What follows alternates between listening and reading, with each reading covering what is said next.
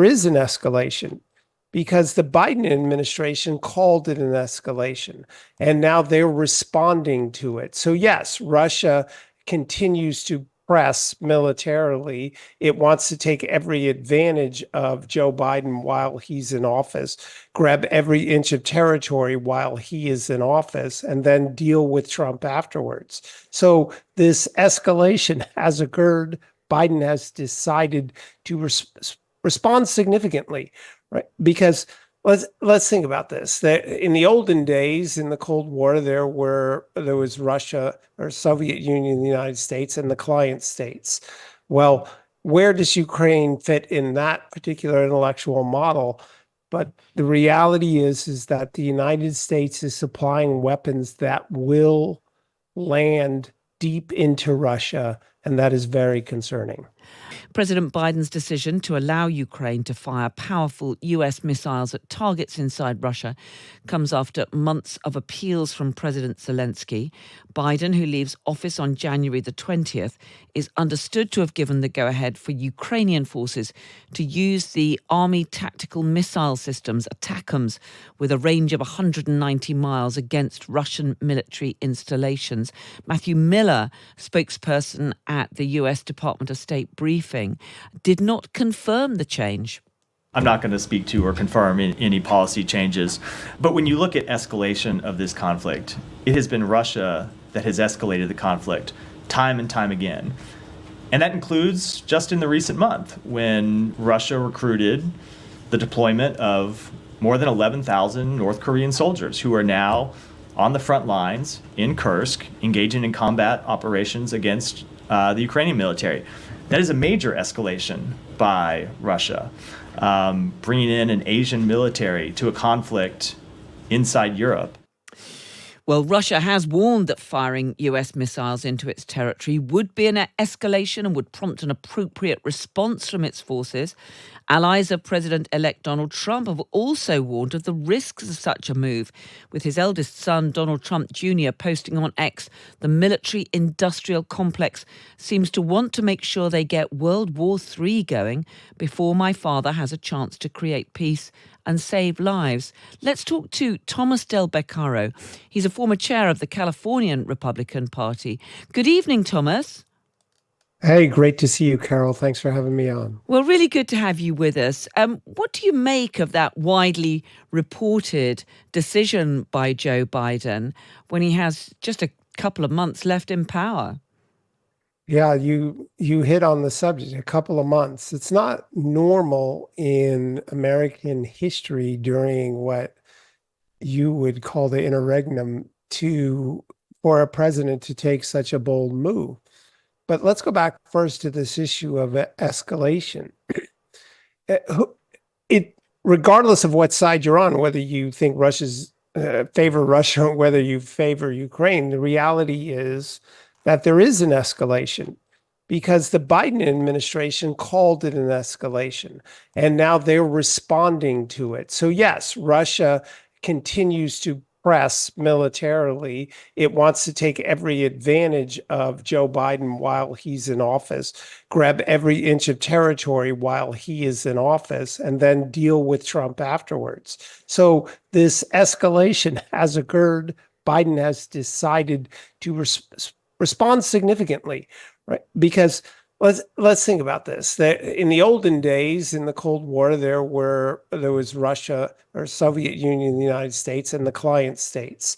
Well, where does Ukraine fit in that particular intellectual model? But the reality is that the United States is supplying weapons that will land deep into Russia, and that is very concerning. And do you think then that it is a mistake for Joe Biden to do this at this stage? Well, the question is whether there is some overarching strategy with respect to how to deal with the Soviet Union. If the argument is these missiles will slow the progress that Putin wants to make in the next 60 days, then you can make an argument saying, okay, if in fact that's your rationale, at least you have one. So part of me says maybe that works because I think once Trump gets in there, wherever Russia has drawn a line or occupied within the Ukraine becomes a negotiating stance.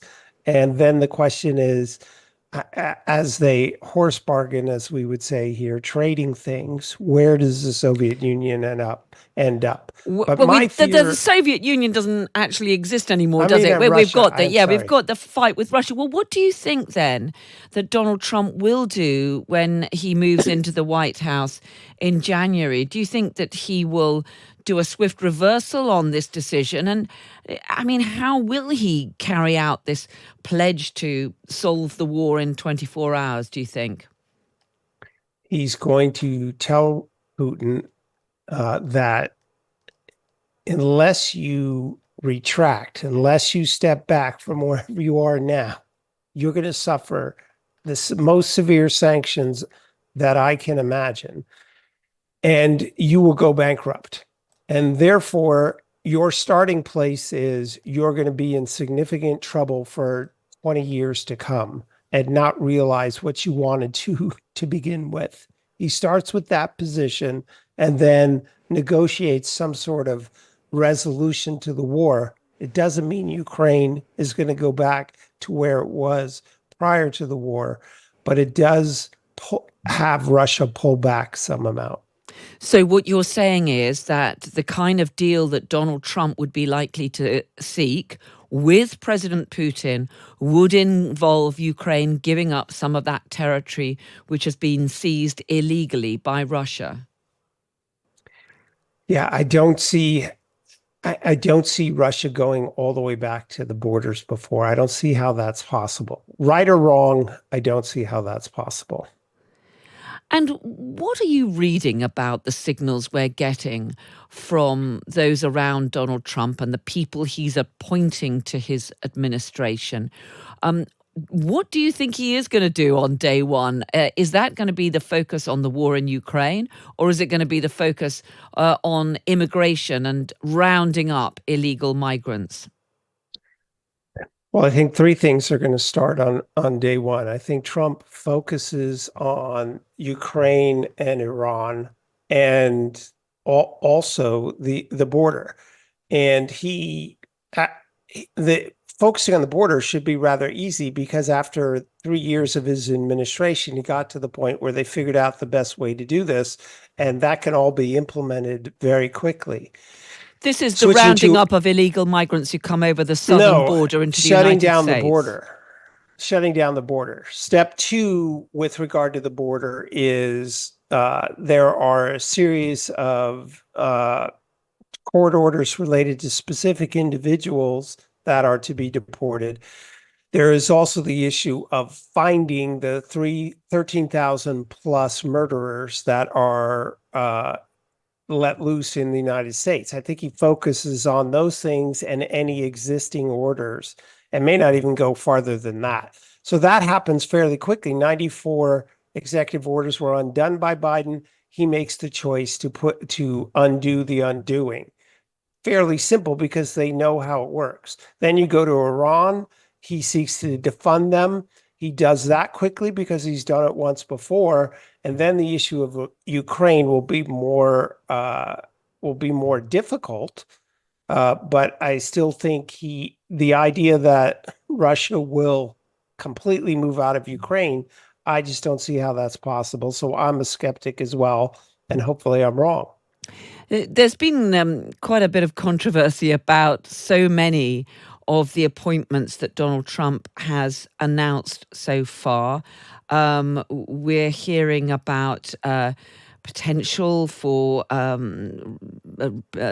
representatives in Congress to push for the release of a report into Gates, who's been appointed to a senior position. We've got Elon Musk in there setting out to reduce the size of the incoming government. And we've got a new defense secretary who, although he's had some military experience, it does not have much experience at that level of taking those big strategic decisions. What do you think we should read into the lineup that is emerging about the new Trump administration? Well, there's three aspects. There's law and order, there's the economy, and there's the military.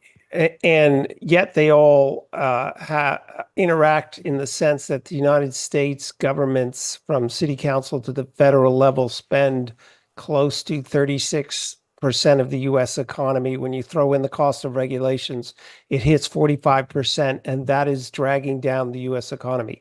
The United States must move to a position where all of that is more like 25%, not 35 to 40. And so there must be an attempt to reduce the size of government, because the size of the welfare state in America cannot persist. 35 trillion in debt, 36 now, and with no end in sight. So they have to take bold moves in that regard. With regard to his foreign policy team, the emphasis here is on team. It is true that Pete Hegseth has not been within the Pentagon, but that might be a good idea. But his entire team has significant experience, including not just who's at the top of it, but who's number two and who will be number three and number four. And again, we just saw that the United States had a situation where the Pentagon can't have failed a seventh straight year of audits, can't account for billions, hundreds of billions of dollars. That can't go on either. So look, Washington is ripe for some changes, and the Pentagon can't be immune from that. Thomas Del Beccaro, former chair of the California Republican Party. Really good to speak to you. Thank you so much for joining us. All right, take care. Well, let's get more on all of this from Alistair Dawber, the Times Washington correspondent. Good evening to you, Alistair. Hi, Carol. Evening. Good to have you with us. We were just hearing them from Thomas Del Beccaro, essentially saying that it was a very strange decision for Joe Biden to make when he's only got a couple of months left in office, and we are already into this transition period. Do you think that there are real concerns about that? Certainly, we're hearing quite a strong reaction from those around Donald Trump. We are. And look, the two sides of this argument in the States are opposed, and they're not going to agree now or in the next 60 days before Donald Trump takes office. Donald Trump is famous for saying that he would bring the war in Ukraine to an end, not within 24 hours of taking power, but actually within 24 hours of being elected. So he's missed that deadline by 2 weeks already. And as your previous guest, Mr. Del Beccaro, said there, that inevitably means territorial losses for Ukraine. There's no way that Vladimir Putin is going to accept the borders as they were in January 2022. There's no, I mean, despite what your previous guest said, there's no suggestion that Donald Trump is going to impose sanctions on Russia, tough sanctions on Russia. So I think what the Biden administration is doing is saying, well, what advantage can we give to Ukraine as we leave office? How can we put it in the strongest possible negotiating position it has? And Ukraine is being hit by Russian long-range missiles. They're being fired from inside Russian territory, and has been asking for months to have the means to take these launch sites out. And with the arrival and the use of the ATACMs missiles, that will help. The other factor is 10,000 North Korean soldiers that are now on Ukraine's border. That has swung the advantage in the war back behind Russia. And I think the American administration, the administration that's got 2 months left in power, thought that needed to be redressed. Now, you might say it's too little too late. European powers, including the UK, have been talking about arming Ukraine with these missiles, these long-range missiles for quite some time. I mean, they might argue that it's all a little bit too late and far gone. Alistair, in the meanwhile, Donald Trump's team has been taking shape. We are learning more about who is going to be in the key appointments in the incoming administration when he takes up the reins of power in January. But the Times reporting tonight from your colleague there, David Charter, that there's already a row going on between Elon Musk, the billionaire entrepreneur, of course, who's been appointed to run this Department of Government Efficiency, and one of the key legal advisors in Donald Trump's team. I wonder if this is going to herald a few problems ahead with such big egos in the new White House. Well, look, Donald Trump has now been on the political scene for almost a decade, and he's had people around him for that time. Elon Musk endorsed Donald Trump in July when Donald Trump survived the assassination attempt. And you barely see a photograph now of Donald Trump or a video clip without Elon Musk in the background acting as a cheerleader. It's certainly true that there are those people around Trump who've been around Donald Trump for a long time, have built his political career, have resurrected his political career after he lost in 2020, who, I mean, to put no finer point on it, are getting a little bit ticked off with Elon Musk seemingly calling all the shots at the moment and appearing to be sort of flavour of the month. Elon Musk, as we know, has a huge ego and isn't, I think, shameful at telling people that he's at the front and centre of Donald Trump's thinking.